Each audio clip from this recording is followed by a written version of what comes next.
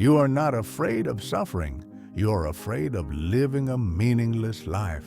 And that is what God is stirring in your heart right now in a way you can no longer ignore.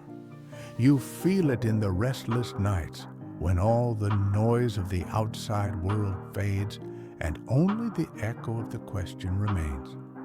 Does any of this matter? Pain, trials, loss. God never promised to remove these from your life, but He promised something even more shocking. He will use them to prepare you for something so great that if He showed you everything up front, you wouldn't dare believe it. This is the hidden secret most people miss. Suffering is not evidence of God's absence, but proof of His presence at the deepest level. As in Romans 8:28, all things work together for the good of those who love Him. Even tears, betrayal, and days that feel void of meaning. But only those with eyes of faith will see it. Have you noticed? Before every major spiritual turning point, there are always dark, almost unbearable moments. That's not punishment, it's preparation. Like Job, who lost everything, yet in that darkness saw God more clearly than ever before. True followers of Christ are not afraid of pain. They fear wasted suffering, pain without purpose. And that is exactly what the enemy wants you to believe, that the pain you're going through right now is pointless. But here's a warning. If you keep running from pain, you're also running from the greatness God has set aside for you. Do you remember when Jesus knelt in the Garden of Gethsemane? He sweat drops like blood, asking if the cup could pass, but then said, "Yet not my will, but yours be done." Greatness always requires deep surrender. And if you're seeing strange signs around you, doors closing, people you thought would stay forever walking away, dreams that seemed so close suddenly shattering, be cautious, it's not random. It's God stripping away everything convenient so you'll have nothing left to lean on but Him.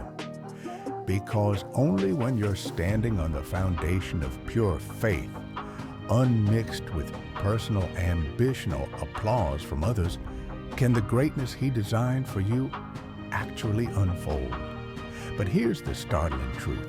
The closer you get to that hidden treasure, the quieter everything becomes. No voice from heaven, no confirmation from others, just you, your faith, and a silence that feels like it could break you. That's when you have to ask, do you live by feelings or by purpose? Do you follow God for the outcome or for who He is? This is the test that everyone chosen for something greater must walk through. Don't mistake God's silence for His absence. His silence is often the sacred space where He is remaking you secretly, powerfully. And when you begin to realize that meaning isn't found in feeling good, but in becoming who He created you to be, the fear of suffering disappears. That's when you start living with a kind of courage that can't be shaken. Because you understand, like in 2 Corinthians 4:17, that this light and momentary affliction is preparing for you an eternal weight of glory beyond all comparison. Here's the secret. Pain is just the cocoon. Meaning is the butterfly waiting to emerge. And if you endure without giving up, if you allow your current suffering to deepen your faith and obedience, you won't just survive, you'll rise.